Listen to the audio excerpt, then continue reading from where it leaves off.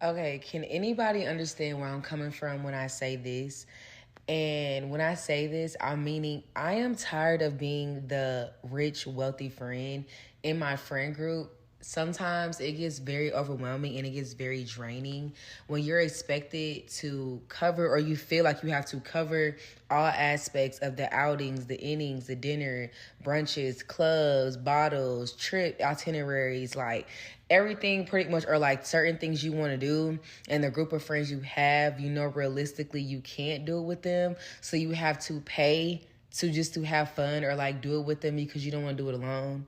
Does anybody understand this, or am I just being like extra? But I don't feel like I am. Because when I talk to some of my other friends, they understand. But I know it's a thing called elevating your circle, and I am working on that this year. But I just want to know, does anybody else feel that way, like in their friend group? And if so, how did you get past this? And how did you elevate All right, so let's talk about something no one warned you about when you're finally starting to level up. Being that rich friend. Yeah, girl. Being the actual rich friend. Not rich like private jets. Rich like you're just doing better than the people around you. And suddenly everyone's hands are out. Let's talk about it. Hey, Rich Babes. It's Robin Milan, and welcome back to the channel, girl. Listen, I know. Listen, don't come for me. Okay, I know I've been going. 7 whole days and not a word from you. I get it. I understand. Listen, life is lifing. All right, I've been a full-time football mom, traveling all week, running around. It's been a lot. All right, I'm actually talking to y'all right now in a hotel. Okay, we just won this morning. Thank God. But listen, this week has been a lot, girl. Okay, so girl, listen, today I finally was able to sit down. It's real juicy because being the rich friend is not what you think it is. The entitlement, the jealousy, the manipulation, the silent resentment. And I'm going to break it all down today. And also, you already know this, but if you stay to the very end, I'm going to break down the psychology behind all of this. Why people treat the rich friend differently, why people secretly resent you, why success changes your relationships, even if you didn't change. All right, we're going to be breaking down the real life case studies like Fetty Wap, MC Hammer, okay, like Tiana from The Princess and the Frog. I got it, y'all. Listen, I've been doing some research all week. So make sure that you grab your drink, girl, grab your popcorn, grab your notebook, and let's get right into this. Make sure that you like, subscribe, and share, and I'll be back at the end, okay? So I run a $1 million company. This is so true. And it's not like it's a problem helping your friend. It's just like a constant pressure. Because if you say no, it's like, well, I know you have it. Why are you being stingy to me? Like, I know you have it, but it's like the pressure of not never being able to say no because you know you do have it. Like, it's so hard to explain unless you're in that situation. You cannot get it until it's you. And I regret that a lot. I regret sharing my successes. I regret sharing anything having to do with money. Like, I should never said anything. I should have just let people think what they think, like I'm doing now.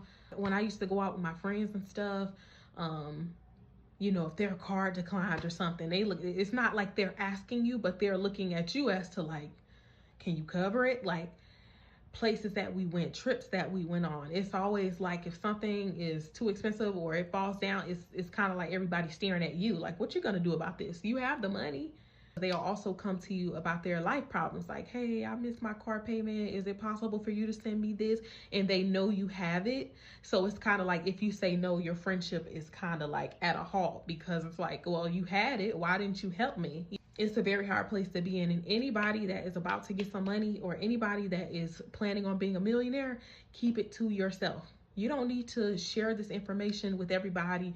Everybody doesn't need to be in your business and your finances just so you can prove that you made it. If you do want to share, just learn how to say no. Learn how to not care. So, yeah. Let's talk about what happens in a friendship dynamic when somebody gets labeled as the rich friend. There's a girl on here and she's telling the story about how her friend is having a baby shower. The baby shower is super last minute. So the creator, she already had a trip that was planned and booked. So she's like, hey friend, I'm not going to be able to make it to your shower, but I'm still going to send a gift. So she gets the baby a Fisher Price DJ set. It's like $25-$30. So when she comes back from her trip, the girl is like, why you buy such a cheap baby shower gift? And the girl is like, bitch, what? Like, huh? Like, pardon me? Like, huh? And the girl doubles down on it, and she's like, why did you buy such an expensive gift? And such an inexpensive gift. And the creator is like, you had other gifts, you had like other toys on your registry, your dad's a DJ, I thought it would be cute and thoughtful to get like a DJ play set, like what's up? And the girl was just really disappointed with the gift that she received for her baby shower. So as the creator is like thinking back, she recognizes that this friend of hers at one point referred to her as the rich friend. And I want to get into what happens in a friendship dynamic if you get labeled the rich friend. If this applies to you and you are the rich friend in your friend group, I hate to be the one to tell you, but bitch, you might be in a little bit of danger. If somebody is referring to you as the rich friend, already you guys aren't on equal footing. Just from the rip. And what's going to happen is this other person will begin to project a whole bunch of weird shit onto you. Like it's shit's finna get weird. And in the process, they will also have financial expectations for how you're supposed to show up in their life. Of course, they're not going to ever say it. They're going to think it. So if you're the rich friend, you have been promoted. You are now one of their elite employees. You have just been cast in a role in someone else's life. Your part, rich friend. And the moment you deviate or do anything outside of what the rich friend is supposed to do, you've gone off script. You're out of character. And they will use that to justify the backlash that you'll receive or them mistreating you. If you're the rich friend, you can expect to get all the invitations to the birthday parties and the birthday dinners. And they're going to expect you to come because, bitch, you the rich friend. You're going to get all the invitations to the birthday trips and the girls trips. And they're going to expect you to come because, bitch, you the rich friend. You're going to get all the invitations to any gift-giving occasion. If a bitch have a motherfucking potluck, you're going to show up and realize everybody else bought napkins. They bought paper plates. They bought plastic cutlery. You bought ingredients for a seafood boil. Because that's your motherfucking job, bitch, as the rich friend. Everybody else, she had a special list that they could pick from, but the shit that she wanted you to buy was motherfucking crab meat and shrimp and the expensive shit, because you the rich motherfucking friend. And it's a shame because people will sometimes gravitate towards you or befriend you, not necessarily because they dig your vibe or they like your spirit or the way you carry yourself or they respect your level of integrity or because you guys bond on like morals and values. Nah, bitch. Motherfuckers gonna stay close to you because of what you could do for them. And it's really unfortunate and it's crazy. So if you are the rich friend, girl, you better run. I'm about to walk into the gym and I wasn't going to talk about this, but I am. I have been a full-time entrepreneur for the past 11 years and my business does extremely well. I have been extremely blessed and I got a couple bags.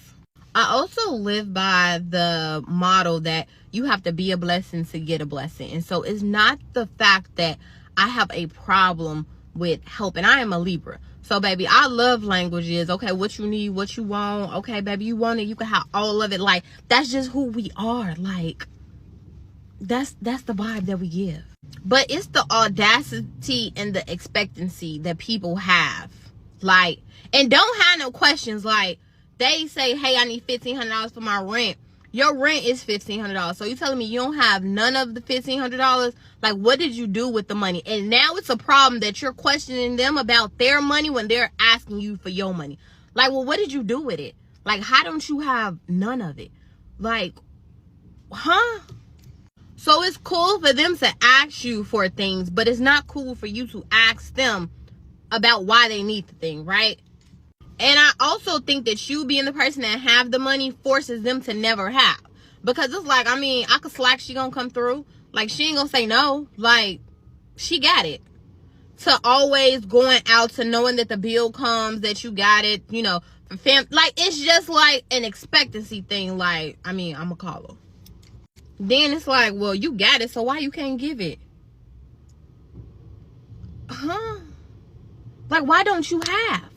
Why are you not working towards to have?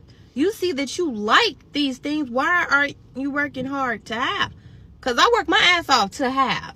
Like late nights, early morning sacrifices, going out. Like I put in this work. And yes, I have the fruits of the labor, but I didn't do this for us. I didn't do this for us. I did this for me and my household, not for us. But then on the flip side, I don't mind helping. But so my rule of thumb is you got to come to the table with something. If your rent is $1,500 and you need $1,500, you need to go get motherfucking 13 of it and I got 2. Like, I can give you something on it, but I'm not giving you the whole thing. And I'm only giving you based on the need, not of your wants. I don't care that you want to go on a trip. I don't care that you want to go out to eat. Like, the need. And also, so I'm really good at saying no. I say no first. Like, no. Like, and leave it at that. Nah. No. But then it's like, you don't want to put people on and you don't want to help them out. Like, what are you doing for yourself? Like, what you doing for you so that I can enhance that? Like, what are you doing?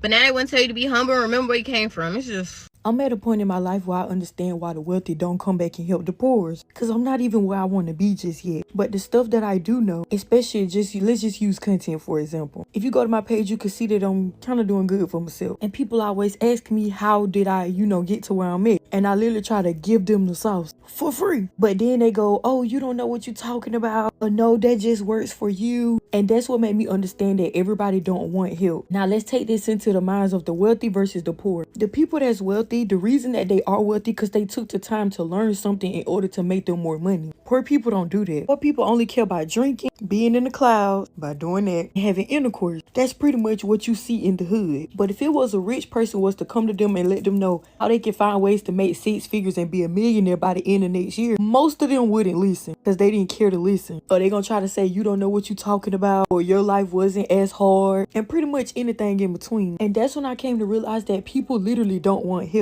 You can literally give to somebody the sauce, even if it's for free, and they still wouldn't want it. Or they'll take the information, but just not from you. And that's when I had to understand that when you take the time to learn something, let that just be between you and yourself. And you could tell people that actually genuinely want to know. And now I understand why people charge for classes to learn new skills. Because you can literally learn any skill you want to for free. But you rather pay somebody to learn that skill. And anything that you spend your money on, you're going to make sure you pay attention. And even if you don't pay attention, that was your money. So it really don't matter. And yes, I do realize that some people had a harder life than others. But one thing I had to make sure that I learned was that everybody can't come with you on every season of your life. Some people you may just have to leave behind. Because if they wanted to know it, they'll find ways to get it, right? That's why I feel like the wealthy won't come back to help the poor. Because it's like most of them wouldn't want to help anyway. Or they'll want handouts for free. And they still won't even take the information seriously. Yeah, that's a deep realization. Give me $50. I ain't got it. You can't afford to give me $50. Get your ass out my goddamn coat because I can't afford to give you $50. Rich Babes, let's get into it. All right, take me through that. All right, so being the rich friend isn't luxury, it's pressure. Like, let me just say this, being that rich friend is a job that nobody really applied for. You didn't raise your hand and say, yeah, make me the one everyone calls for money, support, rides, bailouts, advice, emotional labor. Like, what the fuck? What the hell? Like, it just happened because you work. Like, you're consistent, you show up, you sacrifice, right? You didn't make any excuses. You actually want more out of life, and that alone separates you. But here's the truth that nobody wants to admit. The moment that you elevate, you trigger people who had every opportunity to elevate with you but chose not to. Your success becomes a mirror, and some people don't like that. They don't like the reflection that it actually shows them, right? And so the first person I want to talk about is Fetty Wap, all right? When loyalty becomes a liability, okay? How Fetty Wap spent all his millions on his friends, but once the money dried up, they left him hanging. Fetty Wap made $22 million in the time of his generational run. He would cover all their expenses. He kept them in designer, paid for their flights, got them exotic cars and mansions. At the end of it all, he went broke. His music wasn't doing numbers anymore, so he decided to go back to trapping. After a couple years of running the trap, he would be caught, and in 2020, 2023, he was sentenced to 6 years in federal prison. Fetty Wap's friends were nowhere to be found. They don't visit him or answer his calls. This just goes to show you the harsh reality of how people only stick around when they can benefit from you. Listen, girl, Fetty Wap made over $30 million. Baby, won't you come my way? Oh my goodness. Like, he paid everyone's rent. He bought the cars, the clothes, the jewelry. He fed 40, 50 people at a time. He was a provider, a savior, the rich friend. But when he lost it all, nobody showed up, even in jail. Not even the people he kept alive financially. Like, this is the psychology of entitlement. People start seeing your abundance as their survival, not your blessing. The next person I want to talk about is MC Hammer. Everybody knows MC Hammer, okay? Daddy didn't tell you?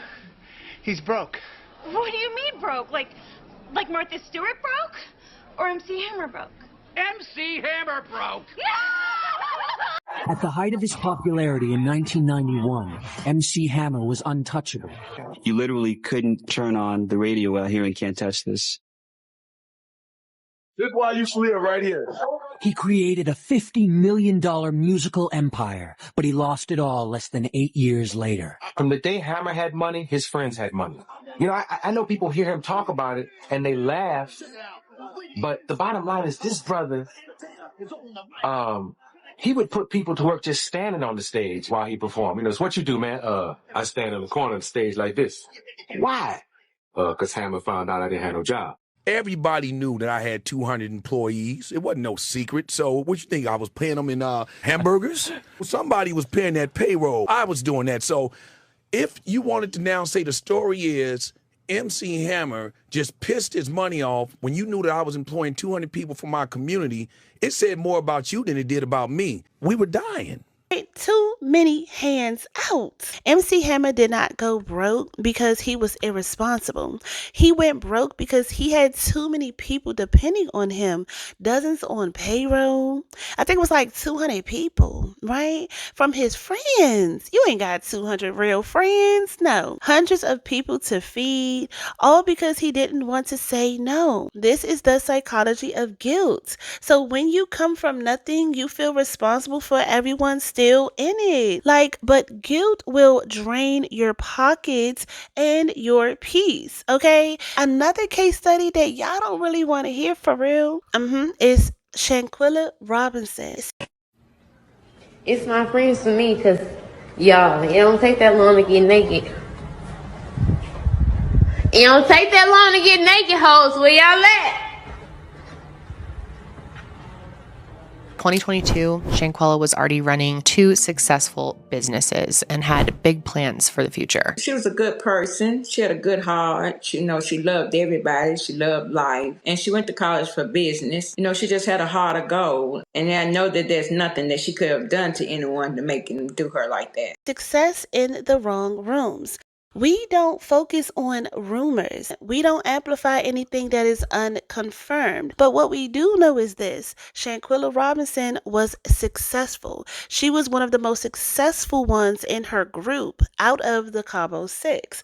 She had a booming business. She was doing hair. She was traveling and she was living her life beautifully, right? And she was surrounded by people who were not operating at her level. And in some cases were allegedly jealous, right? This is a psychology of misalignment when your life no longer fits the people around you, not because you changed, but because they refuse to. Also, I have a few others. Let's talk about the athletes who went broke from supporting friends. All right, we don't really need to go too deep, but it's so important. Allen Iverson, let's talk about that. Or Anton Walker. Many NFL and NBA players all lost millions trying to financially carry their entire circle. This is the psychology of financial codependency, where one strong person becomes the backbone for everyone else until they collapse and fall right back in the same spot that everyone else is in. It's kind of like the crab in the bucket, right? And babe, listen,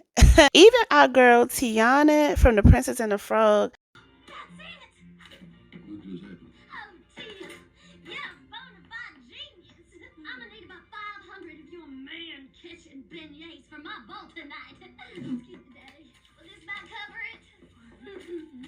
This should cover it just fine, Lottie.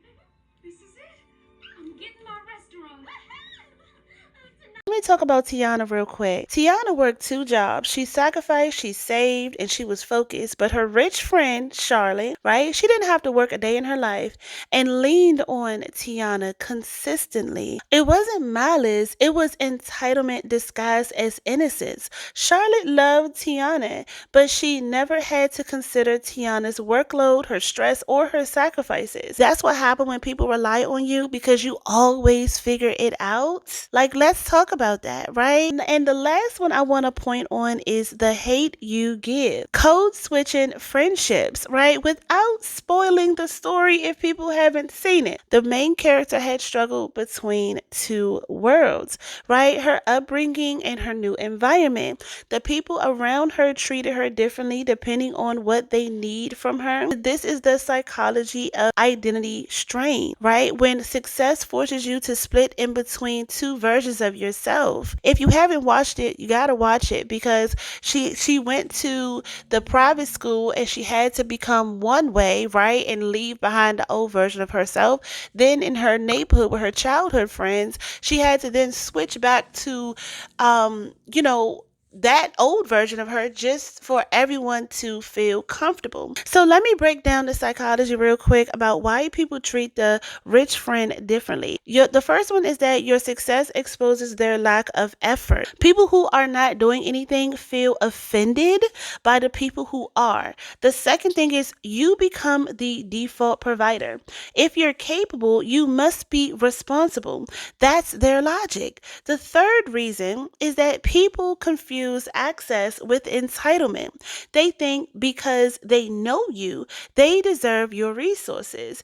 The fourth thing is jealousy grows in silence. Most jealous people don't lash out. They simply wait for you to fail, right? Another thing is that the rich friend becomes everyone's emotional dumping ground. Like, I remember watching, God, what's that movie? The Godfather of Harlem, right? And Bumpy Johnson had literally just came home from doing a bid. He just came home from doing a couple of years and not renting out the Italians. And so what happened was, as soon as he came home, he went to his welcoming party. At the welcoming party, girl, why is it that everyone kept asking? Everyone kept on saying, "Hey, Bumpy Johnson, we so glad to see you. Oh, you remember Lord Johnny just, he just got accepted into the college, but we don't know how we want to pay for it." And he was like, "Don't worry about it. I got it. I sent a check." Then somebody else was like, "Oh, Bumpy Johnson, my leg hurt. I need a couple of dollars." He was like, "All right, don't worry about it. I'll send some money." I'm like, dang, this is at this man's welcome party, and y'all already dumping on him emotionally just so that way you guys can get some money out of it. The man ain't even been out of jail no more than 48 hours, and y'all already putting pressure on him. Right? Now, y'all gotta see that. That's a really good series, and it's on Amazon Prime as well. Like, people look at you as the strong one, right? Like, you're strong, so people just they just unload everything on you. The next thing is that you no longer fit the environment that you outgrew. When your mindset grows, your circle shrinks automatically. You can't, girl, you listen.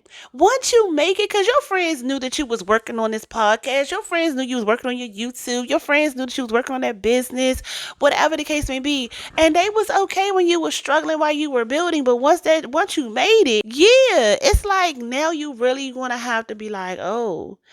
And it's not that you have changed. It's just that now you have to be more selective, girl, with who you're around. So listen, girl, being the rich friend doesn't always mean that you got $1 million in a private jet. All right. Hopefully we all get that. All right. If you want it, I hope that you get it.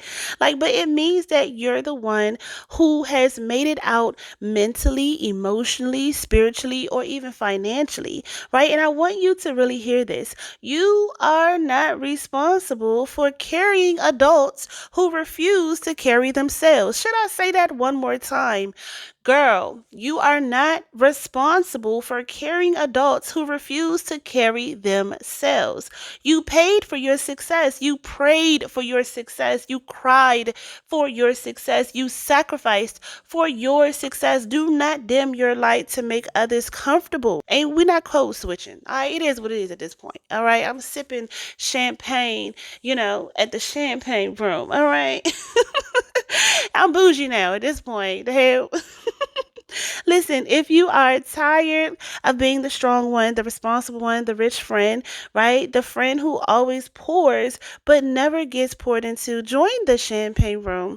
That's where the rich babes are, all right? It's a private community where women who think just like you, grow like you, and want more just like you. And they're not going to be threatened by your success, right? I love that. So if you are ready to be in the rooms where you don't have to be drained, but being poured into, make sure that you join the Champagne Rodas.